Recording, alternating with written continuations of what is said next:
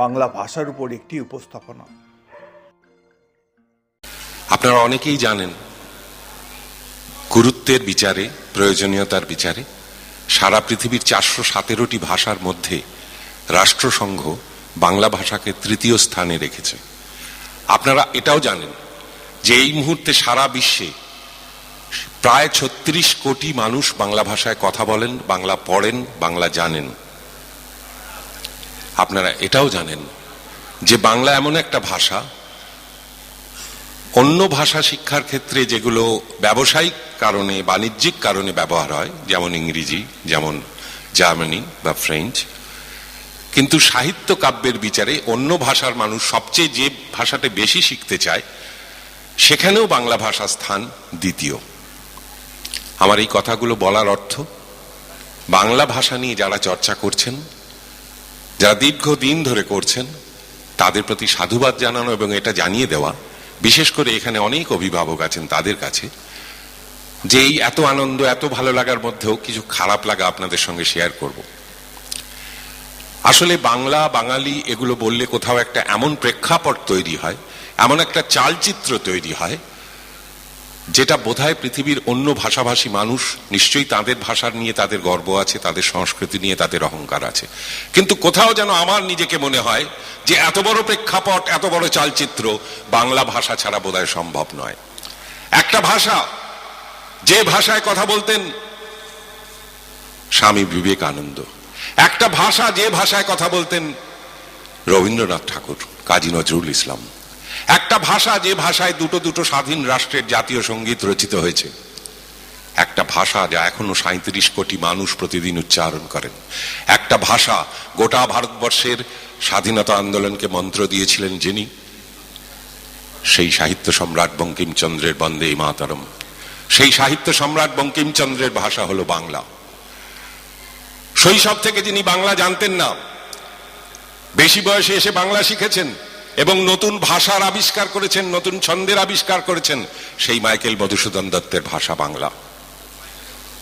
যে বীর সন্ন্যাসী অজস্র কষ্ট স্বীকার করে এই বাংলার মাটি থেকে দুরূহ এক দীর্ঘ যাত্রার শেষে গিয়ে পৌঁছেছিলেন চিকাগোয় এবং বিশ্ব ধর্ম মহাসম্মেলনে ভারতবর্ষের ছবিটাকে তুলে ধরেছিলেন উজ্জ্বল রূপে, তাঁরও মাতৃভাষা সেই স্বামী বিবেকানন্দের মাতৃভাষা বাংলা। সমস্ত পৃথিবীতে যে সাহিত্যকে চিরায়ত ধরা হয়, বাংলা থেকে তার দুটি একটি উদাহরণ দিতে গেলে কথা অমৃতের নাম আসে, সেই শ্রী শ্রী রামকৃষ্ণের ভাষা বাংলা। এগুলো আমাদের গর্ব, এগুলো আমাদের অহংকার। বাংলা ভাষায় যারা গান গেয়েছেন, বাংলা ভাষায় যারা নাটক করেছেন, বাংলার সাহিত্যে যারা চর্চা করেছেন, বাংলার কবিতাকে যারা সমৃদ্ধ করেছেন, তাদের কথা ভাবলে আমাদের গর্বে, অহংকারে, আনন্দে বুক ভরে ওঠে। কিন্তু যখন সামনের দিকে তাকাই, যখন আমার পরবর্তী সময়টার দিকে তাকাই, তখন দুঃখ হয়। আমি আপনাদের দু একটি ছোট অভিজ্ঞতা আপনাদের সঙ্গে ভাগ করে নেব, তাহলেই বুঝতে পারবেন কোথায় এসে দাঁড়াচ্ছি। সল্টলেকে একটা ওয়ার্কশপ হচ্ছে রবীন্দ্রসঙ্গীতের, সেখানে আমি এবং আমার অনুযোগ প্রতিম বন্ধু শ্রীকান্ত আচার্য গিয়েছিলাম। শ্রীকান্ত ব্ল্যাকবোর্ডে গান লিখে দিচ্ছিল লেখার জন্য ছেলেদের, পরে গানটা ওরা শেখাবে, শ্রীকান্ত শ্রাবণী এরা। তো দেখা গেল পেছনের দিকে কিছু ছেলে মেয়ে লিখছে না। তা শ্রীকান্ত উঠে গিয়ে জিজ্ঞেস করলো যে বাবু তোরা লিখছিস না কেন? তাদের বাবা মারা উত্তর দিল, না ওরা আসলে বাংলাটা তো পড়ে না। তখন শ্রীকান্ত জিজ্ঞেস করলো, সে তো অনেকেই ইংরেজি পড়ে, বাংলাটা ছোটর দিকে পড়ে না, কিন্তু এইটুকু বাংলাও জানে না। তখন বললো, না না আসলে এখানে বাংলা সেকেন্ড ল্যাঙ্গুয়েজ আছে, কিন্তু আমরা ওদের সেকেন্ড ল্যাঙ্গুয়েজ দিয়েছি হিন্দি। বাঙালি সেকেন্ড ল্যাঙ্গুয়েজ দিয়েছেন হিন্দি, মা বলছেন। শ্রীকান্ত জিজ্ঞেস করলেন কেন? বললেন, না বাংলা ভাষাটা বড্ড কঠিন, হিন্দিটা খুব সহজ। যে আরজিকর মেডিকেল কলেজের এই আরজিকর ভদ্রলোক কে ছিলেন? বিশ্বাস করুন, ব্রিলিয়েন্ট স্টুডেন্ট। মানুষকে তারা চেনে না, তার জীবনকে তারা জানে না। তাহলে ক্ষুদিরাম বসুকে তারা চিনবেন না, প্রফুল্ল চাকিকে চিনবেন না, আচার্য প্রফুল্লচন্দ্রকে চেনার কোনো প্রয়োজন বোধ করবে না এই শিক্ষা ব্যবস্থা। তাহলে সেই বাঙালি কোথায় গিয়ে দাঁড়াবে? সেই বাঙালি কি আগামী প্রজন্মে কবিতা পড়বে? কবিতা শোনবার জন্য এইভাবে সমবেত হবে এক জায়গায়? হবে না। কিন্তু আমি আপনাদের কাছে প্রশ্ন করছি, নিজের বুকে হাত দিয়ে জিজ্ঞেস করুন, নিজেকে জিজ্ঞাসা করুন যে আপনার ছেলেটিকে, আপনার মেয়েটিকে আপনি চাইছেন সে একজন সফল মানুষ হোক। সফলতা কিসে? না সে যেন অনেক বড় হয়, বড়টা কিসে, না সে যেন অনেক ডিগ্রি ডিপ্লোমা পায়, ডিগ্রি ডিপ্লোমা কেন, না যেন একটা বড় চাকরি পায়, কেন না তাতে সে অনেক পয়সা, অনেক টাকা, অনেক ডলার রোজগার করবে, তাতে সে জীবনের বাস্তবিক সুখ বৈভবকে কিনতে পারবে, তার জীবনে কোনো অস্বাচ্ছন্দ্য থাকবেন না। তাই অনেক বাবা, মধ্যবিত্ত বাবা, টিফিনে মুড়ি আর চাঁপা কলা খেয়ে কাটাচ্ছেন এই স্বপ্ন নিয়ে যে ছেলেকে নরেন্দ্রপুরে ভর্তি করেছি, এরপরে খড়গপুর আইআইটি, তারপরে আমেরিকা, এই একটা রাস্তা ভেবে রেখেছেন। আপত্তি করছি না, আমার নিজের শৈশব অত্যন্ত দারিদ্র্যে কেটেছে। ক্লাস 10-এ পড়বার পর আমি প্রথম ফুল প্যান্ট পরার সুযোগ পেয়েছি, হাফ প্যান্ট এবং পায়জামা পরে স্কুলে যেতাম, সেটা দারিদ্র্যের কারণে, সেটা অন্য কথা। কিন্তু যে স্বপ্ন আমার বাবা মারা দেখতে চাইতেন যে আমার ছেলে বড় হোক, তাতে কোনো দোষ নেই, তাতে কোনো অন্যায় নেই। কিন্তু ওই স্বপ্নের পাশে নিজেকে জিজ্ঞাসা করে দেখুন তো, কোথাও কখনো ভাবেন যে আমার ছেলে ডাক্তার হোক, ইঞ্জিনিয়ার হোক, কম্পিউটার সায়েন্টিস্ট হোক, কিন্তু একজন বাঙালিও হোক। সে জানুক শরৎচন্দ্র কে ছিল, সে জানুক রবীন্দ্রনাথ আসলে কত বড় ছিলেন, সে জানবার চেষ্টা করুক রাসবিহারী বসু কে ছিলেন, নেতাজি সুভাষচন্দ্র 90 দিন ধরে সমুদ্রের নিচ দিয়ে গিয়েছিলেন, কেন, কোথায়? কারুর কিন্তু উৎসাহ দেখি না আজকাল আর। তাই দুঃখ লাগে, কষ্ট হয় যে এই যে চর্চা সংস্কৃতি নিয়ে, শিক্ষা নিয়ে, মানুষের ভালো লাগা নিয়ে, ধীরে ধীরে আমাদের অজান্তে সেটা ক্ষীণ হয়ে আসছে। যত বেশি হ্যারি পটার বিক্রি হচ্ছে, বাবা মায়েরা কিনছেন, তত বেশি বিভূতিভূষণ কি প্রেমেন্দ্র মিত্র কেনা হচ্ছে না। হ্যাঁ, ঘনাদা বা টেনিদাকে আমাদের ছেলে মেয়েরা চিনছে না, এইটাই দুঃখের। অনেক চরিত্র, অনেক মানুষ, তারা সফল, তাদের সম্পর্কে জানায় অপরাধ নেই, কিন্তু আমার নিজের পেছনে যে দাঁড়িয়ে রয়েছে বিশাল চালচিত্রটা, যেখানে ঝলমল করছে মণিমাণিক্য। একটা ছোট ঘটনা, এই খড়দার মাটিতে দাঁড়িয়ে হয়তো আগেও বলেছি, আজও আমি শেষ করব ওইভাবে, ওই কথাটি বলে, যে এখনো বাংলার বাইরে, ভারতবর্ষের বাইরে বাঙালিরা একটা অসাধারণ সম্মান পেয়ে থাকেন। সেটা কিন্তু তাদের ওই চালচিত্রের জন্য। কত হাজার কম্পিউটার সায়েন্টিস্ট হয়েছে, কতজন ডাক্তার হয়েছে, তার জন্য কেউ বাঙালিকে মনে রাখে না। জব্বলপুরে গেছি অনুষ্ঠান করতে, রাতে অনুষ্ঠান, শীতকাল, সঙ্গে আরতি মুখোপাধ্যায়, মান্না দে, ওরাও রয়েছেন। আমরা একটা হোটেলে ছিলাম, অনুষ্ঠান শেষ হয়েছে রাত্রি 1:30টার পরে। আমি বারান্দায় করিডোরে একা দাঁড়িয়ে দাঁড়িয়ে, খাওয়া দাওয়া হয়ে গেছে, সিগারেট খাচ্ছিলাম। দূর থেকে দেখছি এক ভদ্রলোক আসছেন, অদ্ভুত পোশাক, ধুতি এবং ওপরে একটা মিলিটারি জ্যাকেট, এবং মনে হলো পেছনে একটা রাইফেল রয়েছে তার, আর এদিকে একটা টর্চ রয়েছে ঝোলানো ক্রস বেল্টে, এবং তিনি আমার দিকে এগিয়ে আসছেন। অত রাত, জব্বলপুর, কাউকে চিনি না, বাকি শিল্পীরাও যে যার ঘরে, আমি একা, একটু ভয়ই পেয়েছিলাম। বিশ্বাস করুন, ভদ্রলোক আমার বাবার চেয়েও তার বেশি বয়স হবে। যখন কাছে এলো দেখলাম, উনি আমাকে খুব কম্পিত কণ্ঠে জিজ্ঞাসা করলেন, are you coming from Calcutta? আমি বললাম ইয়েস। আমি ভাবলাম একটু আগে আমি মঞ্চে 1 ঘন্টা কবিতা বলেছি, অনেক মানুষ আপ্লুত হয়েছেন, ধন্যবাদ জানিয়েছেন, তাঁদেরই মতো কেউ একজন হবেন কবিতার অনুরাগী, কিন্তু না। তিনি জিজ্ঞাসা করলেন আমি কলকাতা থেকে এসেছি কিনা। আমি বললাম হ্যাঁ। এবং বিশ্বাস করুন, সেই 90 অতিক্রান্ত বৃদ্ধ ভদ্রলোকটি হঠাৎই নিচু হয়ে আমার পায়ে হাত দিয়ে প্রণাম করতে গেলেন। আমি বললাম এ কি করছেন, আপনি তো আমার বাবার বয়সী। তখন অদ্ভুত একটা স্বপ্ন আলু চোখে আমার দিকে তাকিয়ে বললেন, you are coming from Calcutta, the land of my God. আমি বললাম হু ইজ ইউর গড? তখন উনি বললেন যে আমি আইএনএতে ছিলাম, নেতাজির সেনাবাহিনীতে, যুদ্ধে আমার একটা পা, কাঠের পা, এখন যুদ্ধে একটা পা কাটা গেছিল। আমি নেতাজিকে দেখেছি, আমার আর ঈশ্বরকে দেখার দরকার হয়নি। আমি নেতাজিকে দেখেছি, ভারতবর্ষের আর কাউকে আমার চেনার দরকার হয়নি। অত বড় মাপের মানুষ, সেই দেশ থেকে, সেই মাটি থেকে আপনি আসছেন, আপনার পায়ে সেই মাটির ধুলো আছে, তাই আপনার পা ছুঁয়ে আমি আমার ভগবানকে প্রণাম করতে চাইছি। আমার চোখে জল এলো।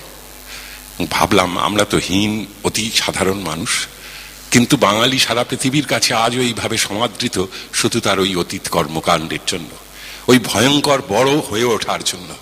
আমাদের ছেলে মেয়েকে আমরা শুধু পয়সায় বড় করতে চাইছি, বৈভবে বড় করতে চাইছি, বিলাসে বড় করতে চাইছি। সে বড়টা কি সত্যি বড়? একটু বাবা মায়েরা ভেবে দেখবেন। স্কুল টাইমে মায়েরা বাচ্চাদের নিয়ে যান, আমি নিজে কানে শুনতে পাই একজন মা তার বাচ্চাকে বলছে যে কালকে টিফিন দিয়েছিলাম, তুই অন্যকে কেন দিয়েছিস, তুই নিজে খাসনি। কালকে যদি দেখি যে তুই অন্যকে দিয়েছিস, তোকে কিন্তু ভীষণ মারবো। একটা মা তার ছেলেকে শিখিয়ে দিচ্ছে কাউকে দিও না, নিজে খাও। সেই ছেলে বড় হয়ে ওই মাকে বৃদ্ধাশ্রমে পাঠিয়ে দেবে যে এই বুড়িটা আমার বাড়িতে কেন, এই বুড়িটা আমার বাড়িতে কেন, আমি রোজগার করছি, আমি খাবো। আমার কে শেখালো? কে শেখালো? মা শেখালো। একটু মায়েরা ভাবুন। আমি স্কুলে পড়েছি, হায়ার সেকেন্ডারি পরীক্ষা দিয়েছি, পরে গ্রাজুয়েশন করেছি, আমার মা কোনোদিন আমার স্কুল কলেজ দেখেননি। এখন প্রতিটি স্কুলে গিয়ে দেখুন মায়েরা সকাল থেকে সন্ধ্যে অবধি স্কুলে বসে আছেন। কেন না ছেলে তার ভেতরে স্কুলে পড়াশোনা করছে, তিনি ছেলেকে সঙ্গে নিয়ে ফিরে যাবেন। জানি না এই কালচার, এই সংস্কৃতি কোথা থেকে এলো এবং এতে করে ছেলেদের কি উন্নতি হচ্ছে। চতুর্পাশে যুব সমাজের মধ্যে যে অবক্ষয় দেখতে পাচ্ছেন প্রতিদিন, প্রতি মুহূর্তে, গোটা পৃথিবীর কাছে বাঙালিকে লজ্জায় মাথা নিচু করতে হচ্ছে। একটু মায়েরা ভেবে দেখুন, একটু ছেলেদের ফুটবল খেলতে দিন। বিবেকানন্দ বলেছিলেন গীতা পড়ার চেয়ে ফুটবল খেললে বেশি লাভ হয়। একটু খেলাধুলো করতে দিন। একটা অনুষ্ঠানে আমি গিয়েছিলাম, পিকে ব্যানার্জি ছিলেন আমার সঙ্গে, কিংবদন্তি ফুটবলার। ফুটবল খেলার ফাইনাল খেলা ছিল, আমি নিজে ফুটবল প্রেমিক, সেই হিসেবে আমন্ত্রিত ছিলাম। সেখানে একটি ছেলে দুবার গোল দিল না। প্রদীপদা আমাকে বললেন, তুই খেয়াল করলি ছেলেটা ইচ্ছে করে গোল দিল না? আমি বললাম কেন বলুন তো? বললো দুবারই কিন্তু ওর লম্বা ছেলে, লাফালেই মাথাটা ছোঁয়ালেই গোল পায়, কিন্তু সরে গেল। ইন্টারভ্যালে ছেলেটাকে ডেকে প্রদীপদা বললো, তুই কি রে, দুবার দুটো ক্রস এলো, মাথা ঠেকালেই তো গোল, তুই মাথা সরালি কেন? বললো বাবা এমনিতেই ফুটবল খেলতে দিতে চায় না, তার উপরে বলেছে বাবা খেলতে দিতে পারি একটা শর্তে, তুমি হেড দেবে না। হেড দিলে নাকি মাথা গন্ডগোল হয়ে যেতে পারে, পড়াশোনা খারাপ হয়ে যেতে পারে। তা প্রদীপদা বললো, দেখ আমি তো এত হেডে গোল করেছি, এখন অব্দি তো মনে হয় না আমার মাথাটা বিগড়ে গেছে। তো একটু বাঙালিরা ভাবুন কি জায়গায় চলে গেছেন, কি করছেন ছেলে মেয়েদের নিয়ে। এই অবিমৃষ্যকারিতার মিছিল যদি চলতে থাকে, এইভাবে বিস্মরণের ঐতিহ্য যদি গড়ে তোলেন, ঘরে ঘরে যদি রবীন্দ্র চর্চা বন্ধ হয়ে যায়, ঘরে ঘরে যদি সাহিত্য সংস্কৃতির আসর বন্ধ হয়ে যায়, ওই টিভির সিরিয়ালটাই সবটুকু কিনে নেয়। এটা মনে রাখবেন যে টিভিতে সিরিয়াল যারা বানায় তারা বোকা নয়। অনেক রুচিবান মানুষ বলেন যে টিভিতে যেগুলো দেখায় ওগুলো আমাদের জন্য না, তৃতীয় শ্রেণীর লোকেদের জন্য, আমি দেখি না। কিন্তু কখনো ভেবে দেখেছেন কি যে এই তৃতীয় শ্রেণীর লোকেরা কারা? একজন চিত্র পরিচালক আমাকে বলেছিলেন যে আপনি যে গল্পটা বলছেন এটা নিয়ে আমি ছবি করব না। আমি কেন? বললো এটা করলে আপনি দেখবেন, আপনার মতো লোক কটা শহরে? 100 জনের মধ্যে 12 জন। তাহলে বাকি যে লোকগুলো রইল, আমি ওদের জন্য বেদের মেয়ে জ্যোৎস্না বানাবো, আমার পয়সা হবে। তাহলে শিক্ষা, স্বাস্থ্য, পরিবহন যেখানে যাবেন শুধু মাফিয়া রাজ, পয়সার গল্প। কি করে পয়সা আসবে তাই। একটা নামি দামি স্কুল, ক্লাস 5 থেকে আমরা তো 10 টাকা মাইনে পড়েছি, কি জানি তাতে বড় কতটা অমানুষ হয়েছি জানি না। কিন্তু এখন তো প্রতি সাবজেক্টে 3টে করে টিউটার লাগে। ডাক্তারের কাছে যান, সেখানেও তাই।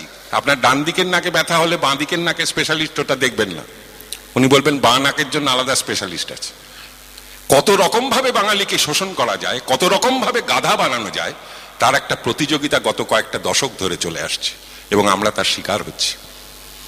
সবচেয়ে ভাবতে অবাক লাগে, আমি আমার এক বন্ধুর ছেলে, সে সম্প্রতি ইঞ্জিনিয়ার হয়েছে এবং বিদেশে চাকরি পেয়েছে। তো বিদেশে যাওয়ার সময় সে আমার কাছে এসেছিল যে তুমি আমাকে কিছু গান আমার এই কম্পিউটারে আমি লোড করে নিয়ে যাব, তুমি দাও। তা আমি বললাম তুই কিছু ভালো বাংলা গান নিয়ে যাও, ওখানে তো পাবি না। তার উত্তরে আমাকে বললো, হ্যাঁ বাংলা মানে ওই তুমি 2-1টা রবীন্দ্রসঙ্গীত দিতে পারো, আর তোর শোনো তুমি কিছু বরং আমাকে দাও, ফোক গান দাও, ওই বিহার, উত্তরপ্রদেশ ওইসবের। আমি বললাম তুমি বাউল, ভাটিয়ালি? না ওগুলো ভাল লাগে না। এবং অবাক কাণ্ড, আমি বললাম হেমন্ত মুখার্জির কিছু গান নিয়ে যাও, ওখানে অনেক বাঙালি শুনতে চাইবে, তুই শোনাতে পারবি। বললো হেমন্ত মুখার্জি, সন্ধ্যা মুখার্জি, হ্যাঁ এইগুলো হয় না তুমি। আমি বললাম কোনটা গান? বলে ও একটা শোনালো আমাকে, সেটা গান মনে হলো না, মেশিন গান মনে হলো। কবিতা লিখতে গেলে একটা ভালো ঘটনা আমাকে আনন্দ দিল যে বিশাখার মেয়ে, সে এই প্রজন্মের, সেও বাংলা কবিতা লিখছে। এটা বিশাখা এবং তাদের এই পরিমণ্ডলে থাকার ফল যে সে বাংলাকে ছাড়লো না, বাংলাকে ধরলো আরো। আর আমাদের ছেলে মেয়েরা, মায়েরা বলছে যে বাংলাটা বড্ড কঠিন বলে আমি বাঙালির ছেলে, আমার ছেলেকে বা মেয়েকে সেকেন্ড ল্যাঙ্গুয়েজ হিন্দি দিয়েছি, হিন্দিটা সহজ। এই প্রেক্ষাপটে দাঁড়িয়ে এতগুলো কথা বললাম। আজকের অনুষ্ঠান সার্থক হোক, আপনাদের উদ্যোগ এদের পেছনে থাকুক।